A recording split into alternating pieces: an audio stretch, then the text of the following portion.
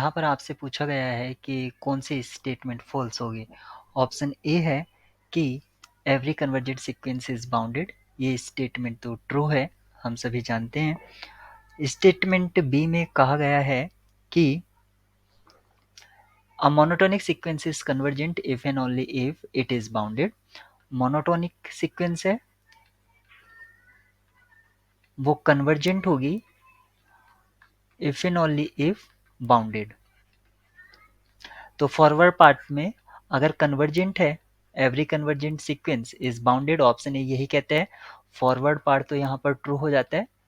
इसका backward part देख लेते हैं। मोनोटोनिक सीक्वेंस मोनोटोनिक है और बाउंडेड है तो सीक्वेंस आपकी कन्वर्जेंट होती है। यानी कि मोनोटोनिक का मीनिंग है एक डायरेक्शन में चाहे वो इंक्रीज करेगा, सेम डायरेक्शन में इंक्रीज करे या डिक्रीज करे, और वो एक पॉइंट को रीच कर जाए।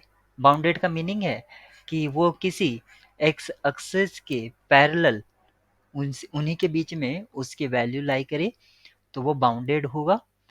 मोनोटोनिक है, एक ही डायरेक्शन में इंक्रीज हो रहा है और सारी वैल्यू एक ही पॉइंट से ब्लो है तो वो इन कन्वर्जेंट होगा। ऑप्शन बी भी आपका ट्रू है। Every bounded sequence has a convergent subsequence.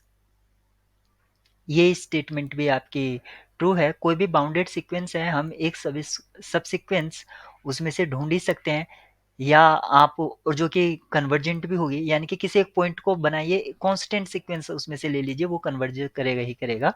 Option C भी आपका ट्रू है।